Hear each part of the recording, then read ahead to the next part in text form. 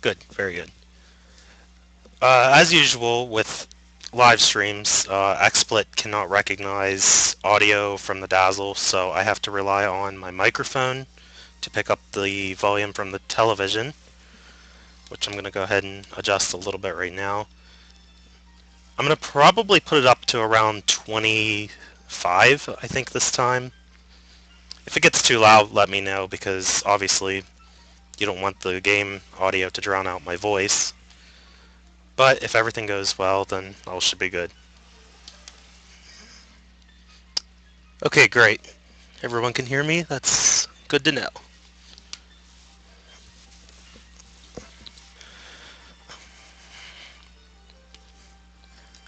Okay, speaking of the game audio, can you hear that fine?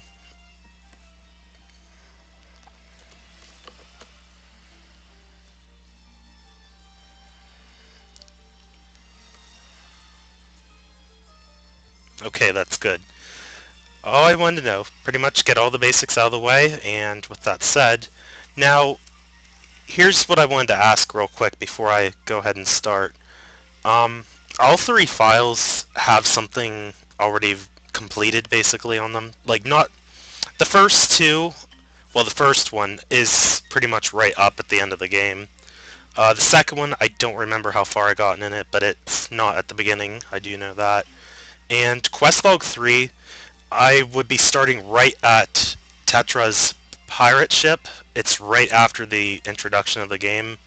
I know some of you, I'm looking at my viewer list, I know some of you were at Bluetoad9's subscriber special, and at the end of the stream that he did, he had played Wind Waker up to this point, where I'm referring to at the file. So my question for you is, would you like me to go ahead and just start right at Tetra's ship, or I can erase the quest log and just start a completely brand new file? There's really not much to show on Outset Island, and this isn't like so much a Let's Play. This is basically just a general run where I'm going to be practicing a few little glitches and tricks that I've discovered over time with this game.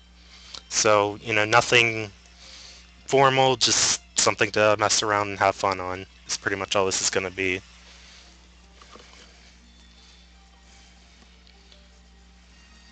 You all prefer to start at the pirate ship? Okay. Good enough. I figured I'd go ahead and ask you. And for those wondering, I do have my Game Boy Advance SP plugged in right now. I will be using it later on in the game once I get the Tingle Tuner. It's pretty much required for one of the glitches I'll actually be doing, and you'll find out later on what that's going to be. But I do have it plugged in, and it's fully charged, so there shouldn't be a problem when I'm using it. So I think with that said, I'll just go ahead and get started. So the only items I pretty much have at this point, and as I mentioned, there is Tetra.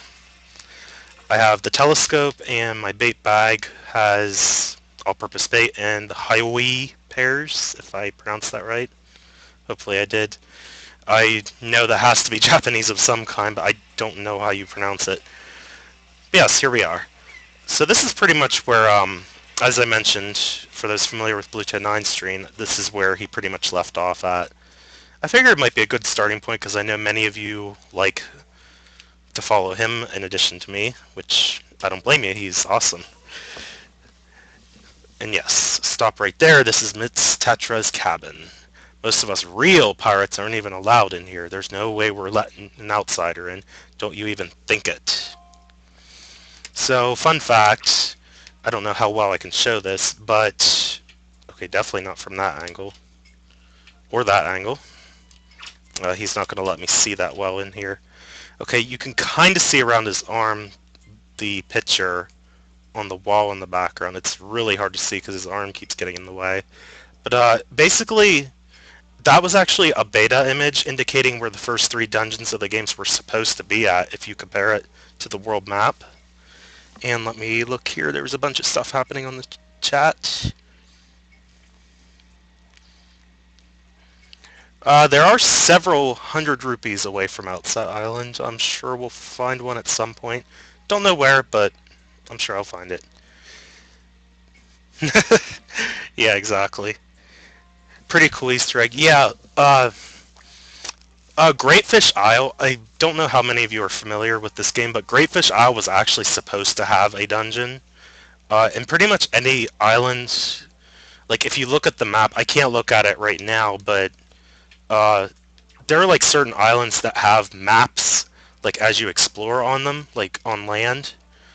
There are some of them that were supposed to feature uh, dungeons in them. The game did get somewhat rushed, like not totally, but it was done to the point where they left out a couple dungeons. There were supposed to be 9, I believe, in the whole game, from what I've been aware of. But as I mentioned, a few of them got left out. One that was supposed to happen that did get confirmed was Great Fish Isle, though. And if any of you are familiar, you actually don't have to complete the dungeon to get the pearl from Jaboon on this game, because there is no dungeon. For him, anyway. You just go directly to the Tower of the Gods after you get all 3 pearls. Anyway, we're going to play Nico's little minigame here. Nothing much we can break with it, just good coordination and you can make these jumps fine. This is all still in tutorial mode right now. I figured this would be a good point to start because it's still early in the game. You know, as I said, nothing too special. And I figured it'd be better to not have to sit through a bunch of tutorials, so I thought I'd ask you guys if you want me to just go ahead and start here, which you did. Okay, so if you jump at the rope, you can grab onto it and use the control stick forward and back to swing.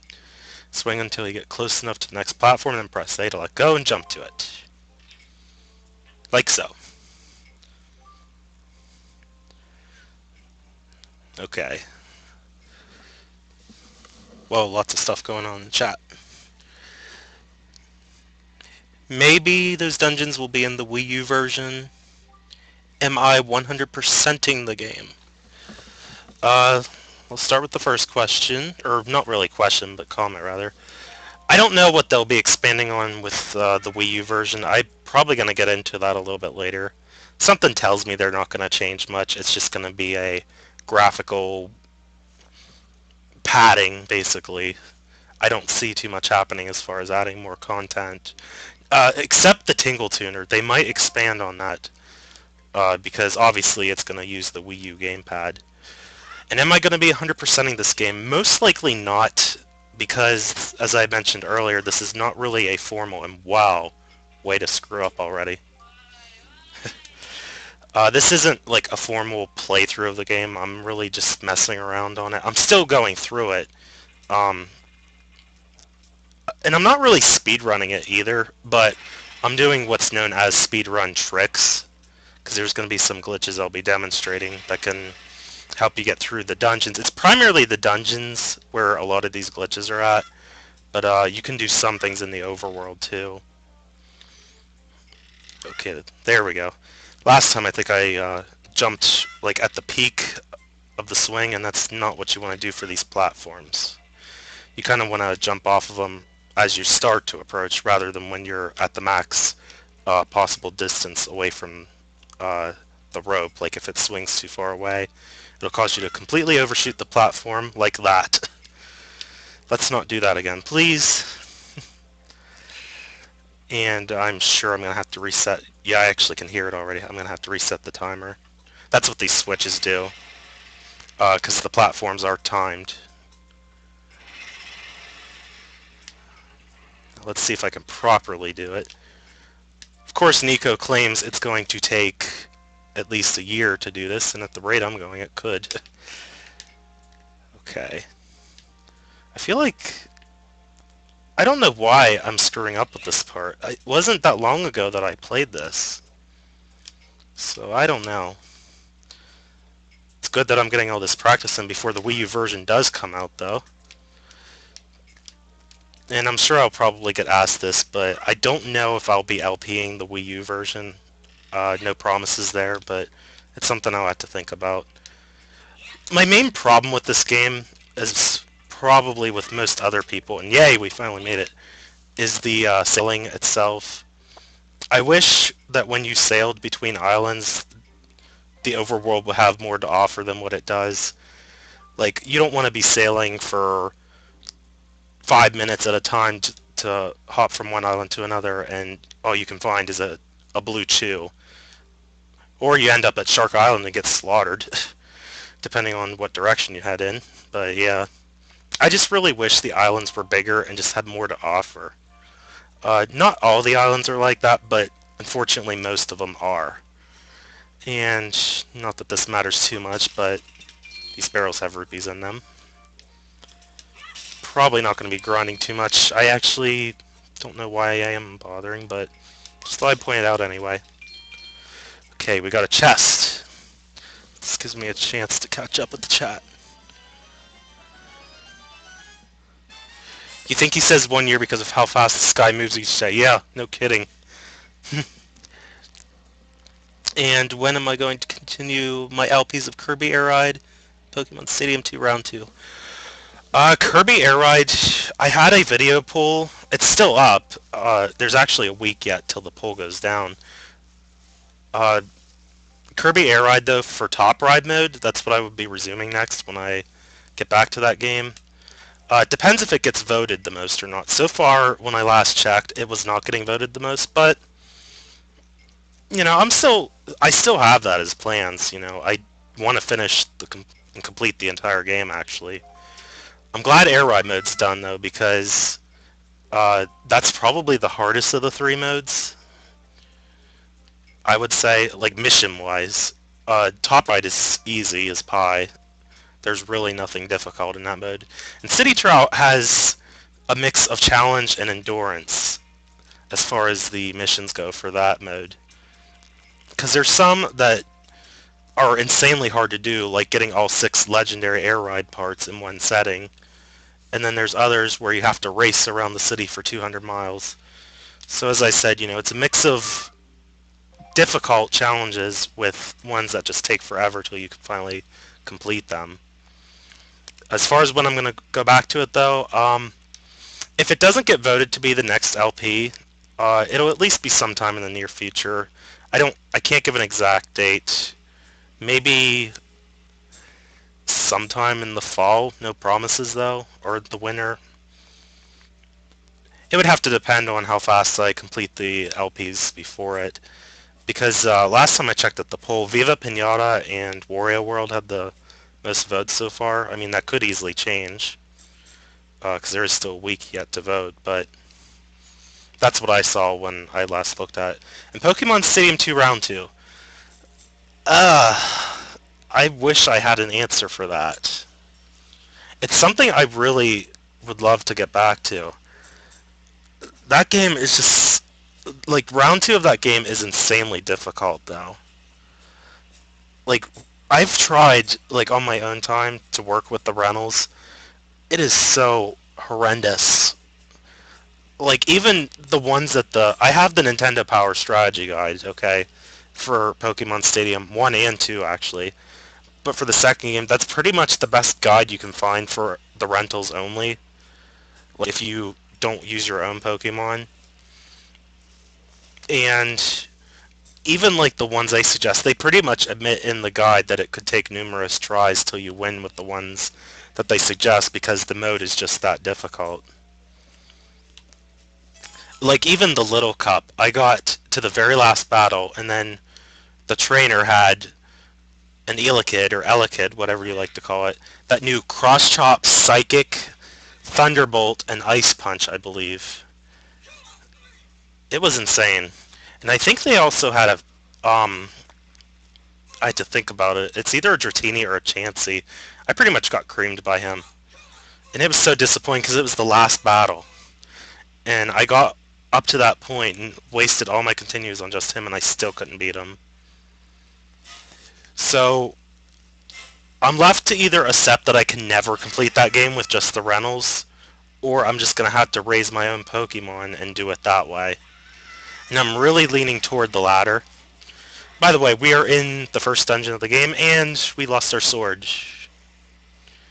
Because we crashed faceplant right into the wall. Exploding barrels all around. Okay, several comments. Okay, give me a second. Anyway, welcome to the Forsaken Fortress. Very eerie music. I'll try to do something quick here. I want to pause though so I can catch up with the chat. Okay, let me see what you have to say. Let's see. Viva Pinata is winning. Yeah, I think so. I think it had like 17 or something votes. Do you have any takes on the Japanese Wind Waker game? Maybe the exact same? Just wondering. Well, funny that you brought that up. There's a way to skip the text that Tetra is about to have with Link right now. In the Japanese version, you can actually just side hop over the trigger point. But on the US version, I'm going to try it. I don't know how successful I'll be, but if you're able to skip the text, it basically just saves you about a minute of time if you skip over Tetra's little text blurb coming up. But you have to like carefully back hop onto a boat that's like in the background and then leap onto the wall. I'll try, but I can't promise that. I'll show what I mean here in a second. Swirly, Forsaken Fortress, Swirly, sweet. Okay, how do... I can't remember, like, the exact point when she does that. There's other glitches here I can show, not just this text skipping scene. I think I have to line up, like, right here. Nope, I was wrong. That did not work at all. Oh well. I can at least try to show what I was trying to do, but it's not going to matter much anyway because I'm still talking to Tetra right now.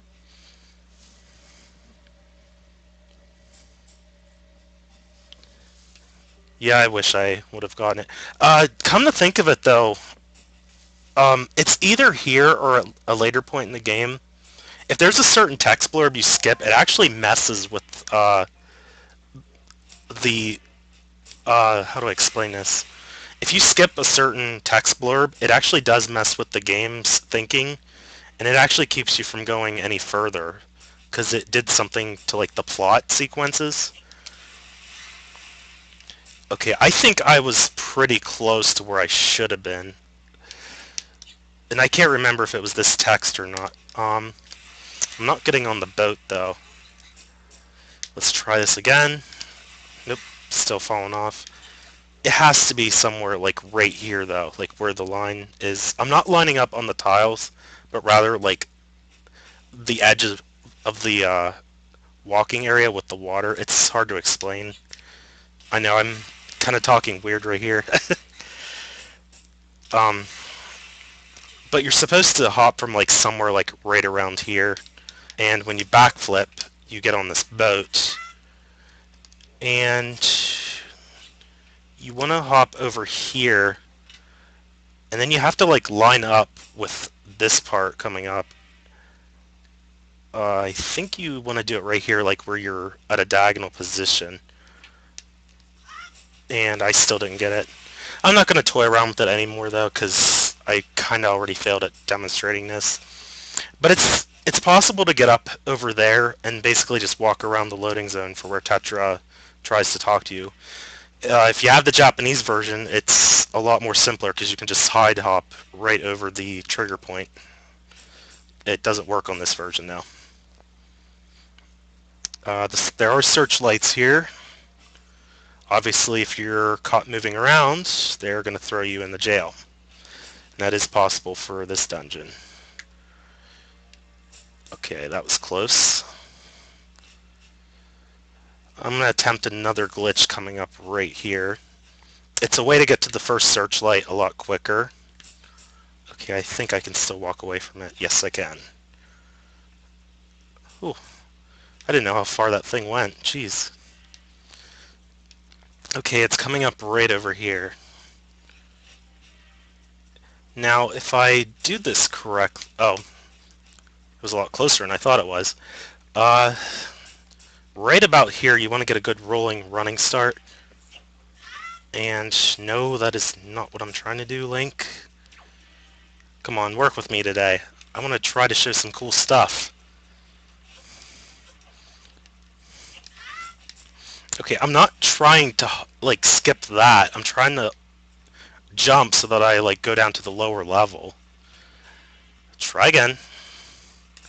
We're off to a lovely start here. If I can't even do simple things, and whoa, fell right into the water. That's just fantastic. I really don't know what's going on today, guys. I must just be having an off day. I don't know what... I'll give it another try. Another honest attempt, at least. Also, at any point, I'll go ahead and bring this up. If the stream's, like, getting very laggy, let me know about that. Because I don't want the quality to suck for you guys. And if it's causing, like, frames to skip or anything like that, I'll just go ahead and address it immediately. I might have to lower the quality if that happens at any point, but it's a way for me to work around it at least. My computer kind of sucks at handling good quality at the present time. I'm looking at a solution because I did return to my job last week.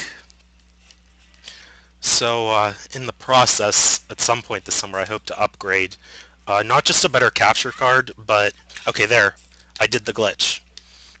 Basically, it let me hop down to this lower level so that I can access the first searchlight.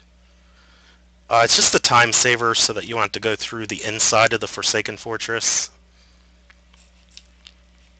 And Tetra is basically telling you to use your shield on the enemy as it attacks you, because you can make it drop its weapon and then turn around and pick it up and use it against it. Oh, that was a lot of explanation in one sentence. Wow. Yeah, it didn't look like much, but that actually did save time doing that little skip right there.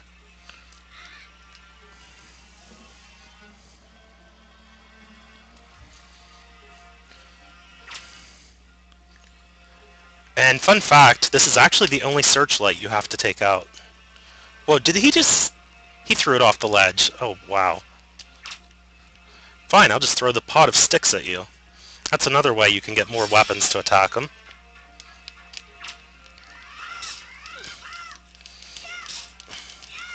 There we go. That's one way to do it. Sometimes they drop joy pendants, but that time he didn't.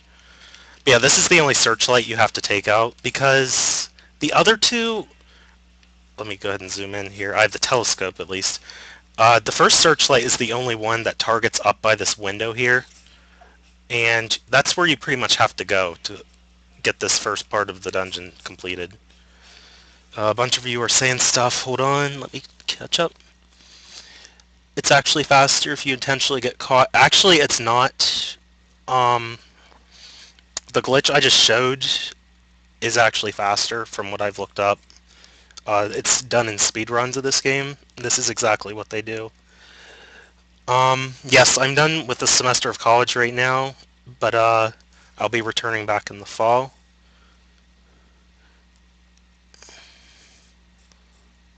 And yeah, I know I could have skipped that. This, like I said, you know, it's not like an official speed run or anything, but just doing this. And there's some people on here who haven't seen this game, from what I'm aware of anyway. I don't know if I'm getting a Mac. Probably not, because everything I use is pretty much Windows exclusive, so if I ended up getting a Mac, I'd have to like rebuy half the programs I own, which would suck, and that would cost even more money for me. But I don't know. I just have to look into that and figure out cost-wise what might be the best option for me. Anyway, I'm going to continue on. Yeah, you can just ignore the searchlights, and there's the door down over here. You can just leap down to it and enter this way.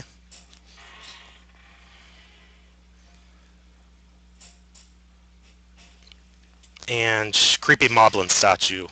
Firing its lasers! There's a chest here. I think it's just rupees. Yes, it is. Alrighty. Okay, just climb up this ladder. The games, I should go ahead and bring this up. The Zelda games in general seem to have this tradition where it must feature at some point in the game Link without his sword. Like swordless Link is supposed to be some uh, tradition, as I mentioned, you know. I don't know what's up with that. Almost every Zelda game has swordless Link at some point in them. I don't get why that is, but it is a thing. I don't know. Anyway, just go straight forward. Another glitch coming up. It's timing. It requires timing. It's a little tricky to do here.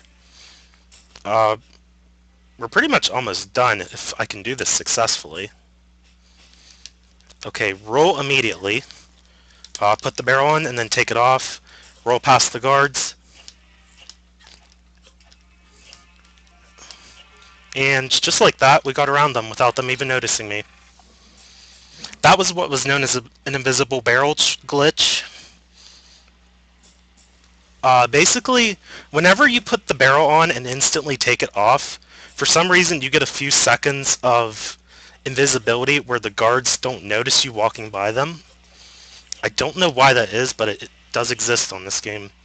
You can do it with this one too, but I am not good at it at all. So I don't want to take the chance. And that was close. Jump scare for you guys.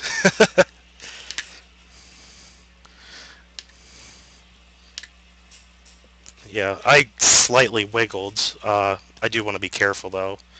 One more wiggle and he could see me. I'll just wait till he walks by.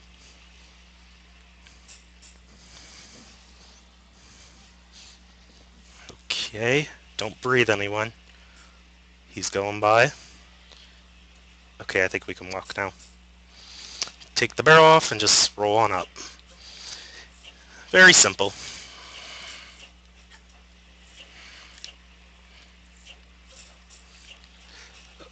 Alrighty, and then we have to sidle across here. If I can turn this right. You can actually sidle across faster just by like lightly tapping the control stick repeatedly. Link actually moves faster. I don't know why this is, but again, it's just one of those exploits that you can do to kind of move faster.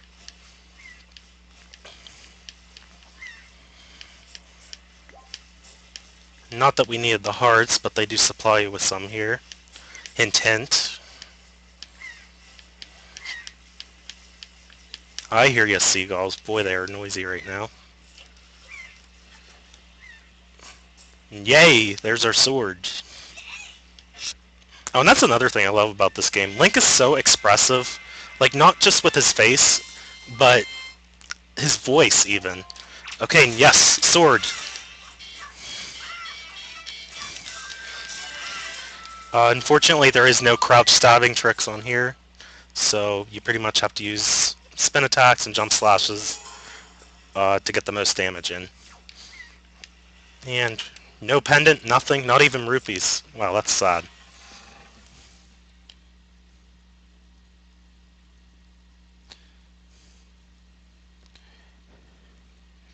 If you move the L in sidle to the second layer, it becomes slide. Yes, indeed.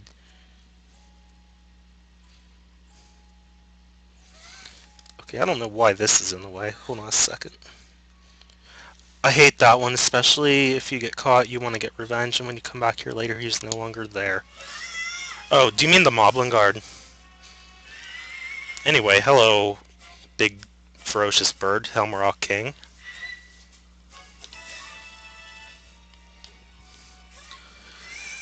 It was all for naught.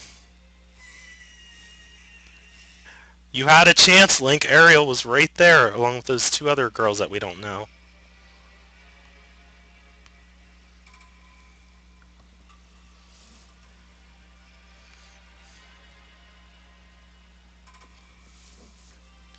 And hello, subtle yet obvious introduction to the main villain of the game.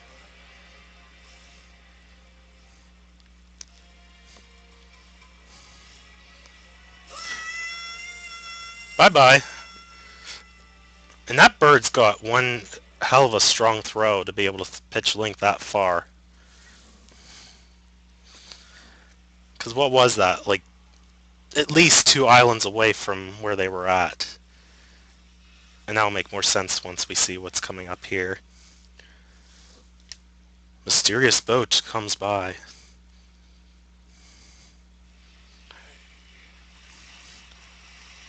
Link, Link, wake up, Link. Pull yourself together, Link. I'm assuming that's the kind of voice that he would have. I'm not really giving much of an impression of the characters on here, but hey, I tried. And where are we? Well, have you come to your senses yet? Oh my god, talking about, you are surprisingly dull-witted.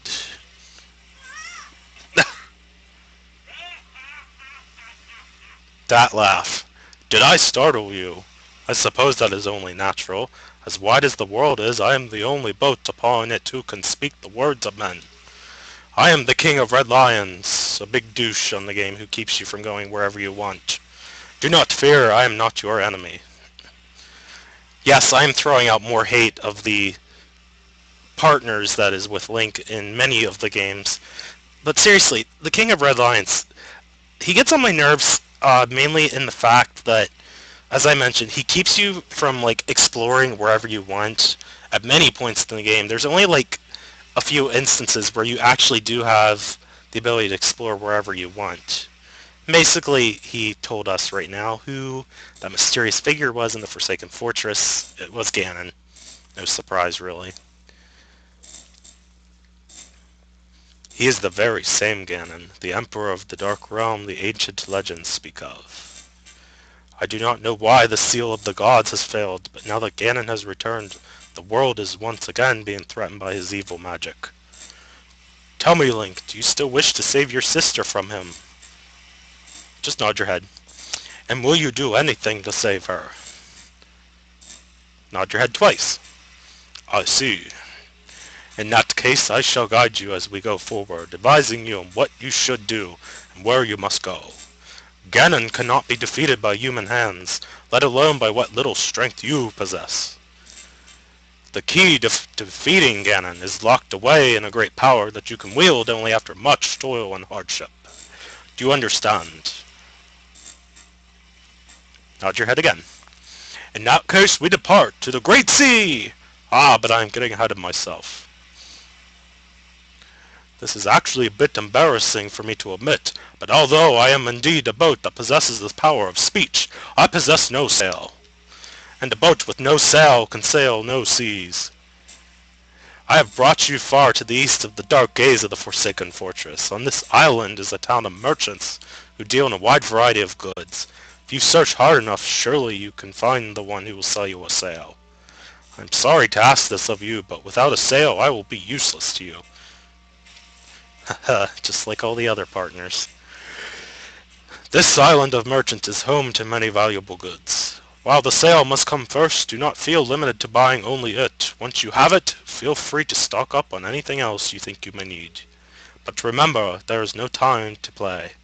Come back here immediately as soon as your errands are done. And with that said, there's a wide variety of things I could show here. And I could essentially just skip it all.